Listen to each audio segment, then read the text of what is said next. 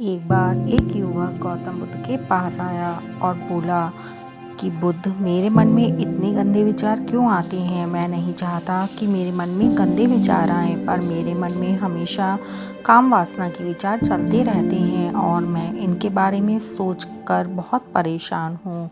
मेरी ऊर्जा और समय यह सब सोचने में ही नष्ट हो जाता है और इन सब विचारों की वजह से मैं कभी शांत नहीं रह पाता। मैं हमेशा ही स्त्रियों को देखकर मोहित हो जाता हूँ और अपने आप को रोक नहीं पाता। बुद्ध मुस्कुराए और उन्होंने उस युवक से पूछा, क्या तुम्हें पता है कि यह काम वासना क्या होती है? फिर लड़के ने उत्तर दिया, बुद्ध, यह तो मैं नहीं जानता कि काम वासना क्या होती है और ये जो भी है बहुत बुरी चीज़ है। फिर बुद्ध ने उस युवक से कहा कि सबसे पहले तो तुम्हें यह समझना है कि प्राकृतिक रूप से जो चीज़ हमारे अंदर है वह बुरी नहीं है। हमारे जीवन में उसकी कुछ ना कुछ ज़रूरत है। वासना कोई बुरी बात नहीं है, यह तो हमारे मन की एक भावना है जो हमें किसी न किसी चीज़ की कमी का एहसास करवाती है और फिर हम उस चीज़ को पाने के लिए उस चीज़ की तरफ आकर्षित हो जाते हैं। जैसे अगर तुम्हारे पास धन की कमी है तो तुम्हें धन पाने की वासना उत्पन्न हो जाएगी। तो वासना कुछ और नहीं, बस एक प्रकार की कमी है जो कि एक प्रकार की ज़रूरत का एहसास है, और जब ये ज़रूरत शारीरिक हो तो हम इसे काम वासना का नाम दे देते हैं। युवक ने गौतम बुद्ध से कहा, बुद्ध, मुझे काम वासना का मतलब तो समझ में आ गया, पर आप मुझे यह बताइए कि यह आती कहाँ से है और कैसे आती है। गौतम बुद्ध ने कहा कि काम वासना कहीं से आती नहीं है, यह तो हमारे अंदर ही होती है और इसका होना जरूरी भी है, तभी तो मानव जाति का विस्तार होगा। युवक बोला, जब यह हमारे अंदर ही है और ज़रूरी भी है तो फिर लोग इसे गलत क्यों बोलते हैं? बुद्ध ने कहा कि यही तो समस्या है। लोगों ने काम वासना को गलत तरीके से सोच लिया है, इसे छिपाने या दबाने की कोशिश करते हैं। काम वासना गलत नहीं है, बल्कि काम वासना का गलत तरीके से प्रयोग करना गलत बात है।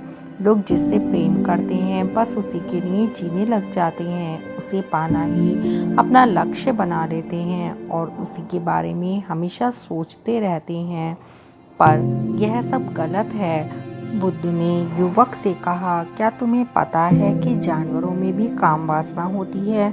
युवक ने उत्तर दिया, हाँ बुद्ध, जानवरों में भी काम वासना होती है, क्योंकि जानवर भी तो आखिर अपनी आने वाली पीढ़ी को बढ़ाएंगे। बुद्ध ने कहा, तो फिर हम जानवरों की काम वासना को गलत क्यों नहीं कहते? युवक ने कहा, मुझे नहीं पता महात्मा जी, आप ही मुझे बताइए। गौतम बुद्ध बोले कि जानवर अपने काम वासना का प्रयोग आनंद प्राप्ति के लिए नहीं करते, वह तो सिर्फ संतान उत्पन्न करने के लिए ही काम वासना का प्रयोग करते हैं। जानवरों को प्रकृति ने इतनी समझ नहीं दी कि वह काम वासना को अपने सुख का आधार बना सके, जबकि मनुष्य अपनी समझ के बलबूते पर प्रकृति में पाए जाने वाली प्रत्येक वस्तु को अपने सुख के लिए प्रयोग करता है। हम इंसानों ने ही काम वासना को अपने सुख का साधन बना लिया है, जबकि प्रकृति ने तो हमें अपने वंश को बढ़ाने के लिए इसे दिया था, लेकिन इंसानों ने इसे अपने जीवन का परम लक्ष्य बना रखा है और इस तरह से काम वासना का बेलगाम हो जाना गलत है। युवक ने पूछा, महात्मा जी, ये काम वासना हम पर हावी क्यों होती है? क्यों यह बेलगाम हो जाती है? गौतम बुद्ध बोले कि सुनो, अब मैं जो तुम्हें बताऊंगा उसे ध्यान पूर्वक सुनना। काम वासना का सारा खेल तुम्हें समझ में आ जाएगा, तुम्हें सारे सवालों का जवाब मिल जाएगा, बस तुम्हें ध्यान से सुनना और समझना है।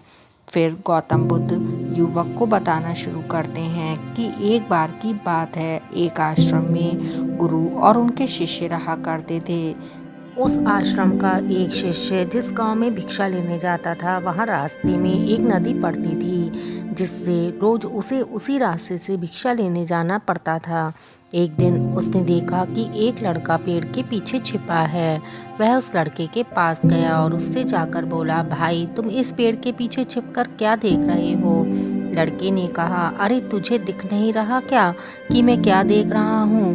तभी उसने नदी की तरफ देखा तो वहाँ पर कुछ लड़कियाँ पानी भर रही थीं। उन लड़कियों की उम्र 14 या 15 वर्ष के आसपास की होगी। शिष्य बोला, इसमें छिपकर देखने वाली क्या बात है?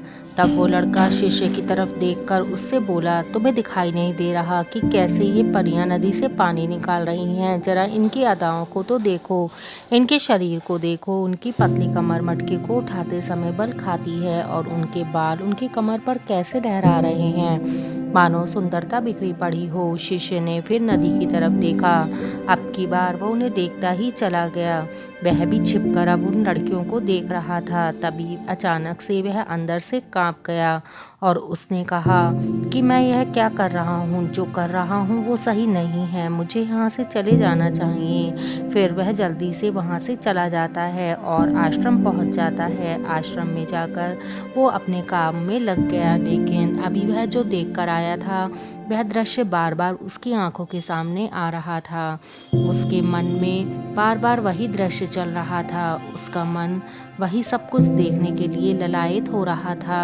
उसका मन अब किसी काम में नहीं लग रहा था। सुबह होते ही वह रोज जल्दी भिक्षा लेने आश्रम से निकल जाता और उस नदी के पास वाले पेड़ के पास छिपकर उन लड़कियों को देखता। अब वह दोनों ही उन लड़कियों को छिप छिप कर देखने लगे। अब ऐसा रोज होने लगा। अब शिष्य का मन किसी भी काम में नहीं लगता था। वो हमेशा किसी न किसी प्रकार के विचारों में ही उलझा रहता। वह आश्रम के कार्यों को भी सही ढंग से नहीं कर पा रहा था। न वह सही से सो पाता था, न ठीक से खाना खा पाता था। उसका मन हमेशा बेचैन सा रहता था। उसका मन बार बार उन लड़कियों के सौंदर्य को देखने के लिए ललायत रहता था। जब गुरु भिक्षा देते तब भी उसका मन अपने हिस्सों से कहीं अधिक विचारों में खोया रहता। गुरु ने अपने शिष्य की इन हरकतों को भांप लिया। एक दिन गुरु ने शिष्य को अपने पास बुलाया और कहा कि आज मैं भी तुम्हारे साथ भिक्षा मांगने चलूंगा। तुम और मैं साथ साथ भिक्षा मांगने चलेंगे। तभी शिष्य गुरु को मना करते हुए बोला, नहीं गुरुदेव, आप क्यों परेशान हो रहे हैं? मैं अकेला ही ठीक से भिक्षा मांग सकता हूँ। गुरु ने शिष्य से कहा, ठीक है, तुम अकेले ही भिक्षा मांगने जाओ। अब वह भिक्षा मांगने के लिए निकल गया। शिष्य के जाने के बाद गुरु भी आश्रम से निकल गए और शिष्य का पीछा करने लगे कि वो कहाँ जाता है, किससे मिलता है। यह सब देखने के लिए उसके पीछे पीछे चलने लगे। थोड़ी दूर जाने के बाद गुरु ने देखा कि उनका शिष्य एक लड़के के साथ पेड़ के पीछे अपराधी की तरह छिपा हुआ है और छिपकर कुछ देख रहा है। गुरु भी अपने शिष्य के पीछे जाकर खड़े हो गए कि आखिर उनका शिष्य क्या देख रहा है, जिसे देखने के लिए वो पेड़ के पीछे अपराधियों की तरह छिपा पड़ा है। गुरु ने देखा कि वह लड़कियों को देख रहा है जो नदी से पानी भर रही हैं। तभी गुरु ने शिष्य से कहा, तुम क्या देख रहे हो? अपने गुरु की आवाज़ सुनकर शिष्य घबरा गया। उसके पसीने छूटने लगे। वह थर थर कांपने लगा, जैसे किसी चोर को चोरी करते हुए रंगे हाथों पकड़ लिया गया हो। उसी से उसकी हालत खराब हो गई। वो कुछ भी नहीं बोल पा रहा था। दूसरा जो शिष्य के साथ था वह वहाँ से भाग गया। शिष्य घबराया हुआ था। उसके मुंह से कुछ टूटे फूटे शब्द ही बाहर निकल रहे थे।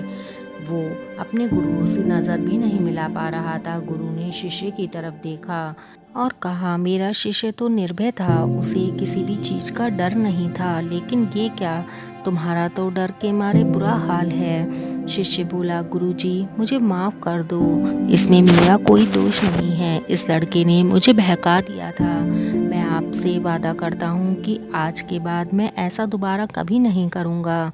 मुझे माफ़ कर दो। गुरुदेव ने शिष्य से कहा, कोई बात नहीं, पर इस बात का तुम ध्यान रखना कि हम जैसी संगति करते हैं वैसा ही फल हमें प्राप्त होता है। इसलिए अच्छी संगति करो जिससे तुम्हारे अंदर अच्छे विचारों का प्रवेश हो। फिर गुरु और शिष्य आश्रम में लौट आए और फिर से आश्रम के कामों में ध्यान देने लगे। उसने उस रास्ते को छोड़ दिया। अब वह दूसरे रास्ते से जाने लगा। अब वो अपने हर काम को ध्यान से करने लगा, लेकिन धीरे धीरे उसके अंदर क्रोध उत्पन्न हो गया और वह हर समय दूसरों पर क्रोध करने लगा। वह बेचैन रहने लगा। अब वो सही समय पर भोजन नहीं करता था। वो भोजन भी बहुत कम खाता था। एक रात गुरु शिष्य के पास आए और बोले, अब तक तुमने कितनी बार अपना वादा तोड़ दिया है। यह सुन शिष्य अपने गुरु के चरणों में गिर गया और रोने लगा। रोते रोते उसने गुरु से कहा, गुरुदेव, मैं हर बार अपना किया वादा तोड़ देता हूँ। मैं फिर वादा कर लेता हूँ लेकिन फिर तोड़ देता हूँ। मेरा मन नियंत्रण में नहीं है। मैं बहुत कोशिश करता हूँ मैं अपने मन के सारे बुरे विचारों को निकाल दूँ, लेकिन चाहकर भी ऐसा नहीं कर पा रहा हूँ। गुरु ने शिष्य से कहा, चलो मेरे साथ चलो। गुरु शिष्य को आश्रम के बागीचे में ले गए। फिर उन्होंने शिष्य से कहा, देखो यहाँ पर कुछ क्यारियाँ बनी हुई हैं जिससे नदी का पानी इन पौधों तक आ रहा है और यह पानी एक निरंतर भाव से बह रहा है। क्या तुम इस पानी के बहाव को रोक सकते हो? शिष्य ने कहा, हाँ गुरुदेव, मैं इसके बहाव को रोक सकता हूँ। फिर शिष्य ने मिट्टी उठाकर उसे नाली में डाल दिया। पानी थोड़ी देर के लिए रुक गया। फिर थोड़ी देर बाद वह पानी फिर उस मिट्टी के ऊपर आ गया। गुरु ने शिष्य से कहा, अरे ये क्या, पानी तो रुका ही नहीं। फिर से उसने कुछ कंकड़ पत्थर उठाकर उसे नाली में डाल दिया। पानी फिर थोड़ी देर के लिए रुक गया, लेकिन थोड़ी देर बाद उन कंकड़ पत्थर के ऊपर से पानी निकल आया। फिर गुरु ने कहा कि यह क्या हुआ, पानी तो फिर से आ गया। तुम तो बोल रहे थे कि तुम इसे रोक दोगे। क्या हम किसी को रोकना चाहें तो क्या हम उसे रोक नहीं सकते?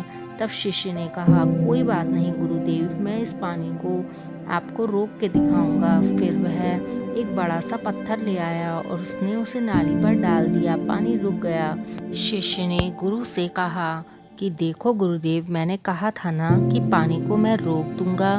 मैंने पानी को रोक कर दिखाया। आपकी बात मैंने पूरी कर दी। गुरु मुस्कुराए और बोले, अच्छा ज़रा ध्यान से देखो, पानी रुक गया। क्या वो पीछे की नाली तोड़कर बाहर आ गया और अगल बगल से बह रहा है? और ध्यान से देखो, इस पत्थर के आगे भी आ गया है और ये पानी अपना रास्ता बदलकर फिर से आगे की तरफ बहने लगेगा। थोड़ी देर बाद ऐसा ही हुआ। फिर गुरु ने शिष्य को समझाया, तुम्हारे साथ भी तो ऐसा ही चल रहा है। तुम बार बार प्रयास कर रहे हो, बड़े से बड़ा प्रयास कर रहे हो, पर हर बार तुम्हारा प्रयास टूट रहा है और यह हमेशा ही टूटता रहेगा। तुम कितना भी बड़ा पत्थर रख लो, लेकिन पानी तो अपना रास्ता बना ही लेगा। यह सब देखकर शिष्य गुरु से बोला, गुरुदेव, क्या कोई और रास्ता नहीं है जिससे मैं गंदे विचारों से बाहर निकल सकूं और यह मेरे मन में आए ही नहीं। गुरु शिष्य को उस नदी के पास ले गए जहां से उस बगीचे में पानी आ रहा था। गुरु ने शिष्य से कहा, वो पानी इसी नदी से आ रहा है। अगर हम यहीं से उस रास्ते को बंद कर दें जहाँ से बगीचे में पानी जा रहा है, तब क्या हम उस पानी को नहीं रोक सकते? शिष्य ने कहा, हाँ गुरुदेव, ऐसा अवश्य हो सकता है। मैं इस पानी को यहीं से बंद कर देता हूँ, तब आगे की नाली में पानी जाएगा ही नहीं और फिर बगीचे में पानी जाएगा नहीं। शिष्य ने नदी से पानी जाने वाले रास्ते को बहुत मेहनत करके पत्थर और मिट्टी डालकर बंद कर दिया और गुरु से कहा कि गुरुदेव, मैंने पानी को बंद कर दिया है, अब यह पानी बगीचे में जाएगा ही नहीं। तब गुरु ने कहा, अगर पानी बगीचे में नहीं जाएगा तो पेड़ पौधों को पानी कहाँ से मिलेगा? उन पेड़ पौधों को तो पानी की आवश्यकता है और उन पेड़ पौधों में कुछ पेड़ पौधे तो ऐसे हैं जिनको रोज़ाना पानी की आवश्यकता है। वह तो मुरझाकर मर ही जाएंगे, उनका क्या होगा? पानी तो हमें खोलना ही होगा। जिससे गुरुदेव की बात सुनकर शिष्य ने नदी से आने वाले पानी का रास्ता खोल दिया।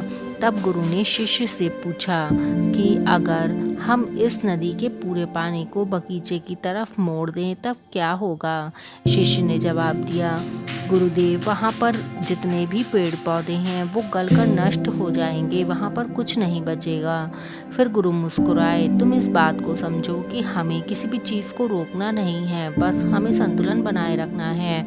कम पानी से पौधे नष्ट हो जाते हैं और ज़्यादा पानी से भी पौधे नष्ट हो जाते हैं। हमारा जीवन संतुलन से ही चलता है। गुरु ने शिष्य से आगे कहा, अगर मैं तुमसे कहूँ कि आम के बारे में मत सोचो तो तुम्हारे मन में सबसे पहले किस चीज़ का चित्र चित्र आएगा। शिष्य ने कहा कि गुरुदेव, मेरे मन में पहला चित्र आम का ही आएगा। गुरु ने कहा, इसी तरह जब हम गंदे विचारों को जबरदस्ती रोकने का प्रयास करते हैं तब वह और मजबूती के साथ हमारे अंदर प्रवेश करते हैं और हमारे अंदर बार बार उठते हैं। इसीलिए हमें कभी भी उन्हें दबाने की कोशिश नहीं करनी चाहिए। फिर गुरु ने शिष्य की ओर देखते हुए कहा कि हमारे गंदे विचार बुरे लोगों की संगति करने की वजह से भी आते हैं। बार बार ऐसा होता है कि कामुकता हमारे अंदर होती नहीं है, लेकिन कुछ अश्लील लोगों के साथ रहने की वजह से ये हमारे अंदर हावी हो जाती है। फिर शिष्य ने कहा कि गुरुदेव, आप सही कह रहे हैं, मैं उस दिन अपने मार्ग से भटक गया था। फिर वो शिष्य उस रात बहुत ही चैन की नींद सोया। सुबह उसने अपने सभी कार्यों को पूरे मन से किया और अगले दिन सुबह वह वापस उसी रास्ते से भिक्षा लेने गया जहाँ से वह पहले जाता था। आज भी वो लड़का उसी पेड़ के पीछे छुपकर उन लड़कियों को देख रहा था। वो शिष्य नदी पर गया जहाँ पर वह लड़कियाँ पानी भर रही थी। उसने उन लड़कियों से पानी मांगा। उन लड़कियों में से एक लड़की ने उसे पानी पिलाया और सन्यासी शिष्य के चरण छुए। शिष्य ने उसे आशीर्वाद दिया कि तुम्हारा कल्याण हो, जिससे कि उसका मन सकारात्मक ऊर्जा से भर गया और उसके चेहरे पर मुस्कान आ गई, जैसे कि उसे कुछ खोया हुआ वापस मिल गया हो। वह वापस अपने रास्ते से जाने लगा। तभी पीछे से वह लड़का आया जो पेड़ के पीछे छिपा हुआ था। वह शिष्य के पास आया और बोला कि क्या बात है, आज तो तुमने नज़दीक से दर्शन कर लिए, तुम तो मुझसे भी आगे निकले। तब शिष्य ने कहा कि हमेशा हम दूसरों के दर्शन करने में ही व्यस्त रहते हैं, अपने दर्शन नहीं कर पाते। तक इस पेड़ के पीछे छुपते रहोगे। किसी को पसंद कर लो, उसे बोल दो, अगर वो तुम्हें पसंद करती है तो शादी कर लो। उससे पहले तुम कुछ बन जाओ, अपने आप को पहचान लो, ऐसे अपना समय बर्बाद मत करो। फिर वह लड़का रोज उससे मिलने लगा और उस लड़के ने भी नदी पर जाना छोड़ दिया और फिर वो लड़का अपने जीवन में कुछ बनने के लिए संघर्ष करने लगा।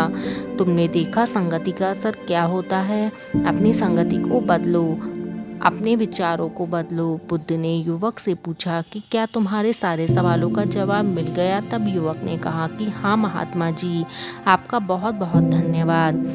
गौतम बुद्ध ने युवक से कहा, जब तुम्हारे मन में गंदे विचार आए तब अपने आप को दोषी मत मानो। यह शरीर है और यह सब इसने हजारों वर्षों में सीखा है। एक केवल तुम्हारे सोच लेने से ये टूटने वाला नहीं है, लेकिन तुम्हारे पास वो ऊर्जा है जिसका तुम्हें संतुलित उपयोग करना है।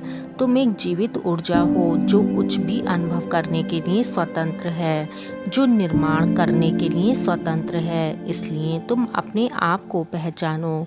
यह बोलकर गौतम बुद्ध वहाँ से चले गए।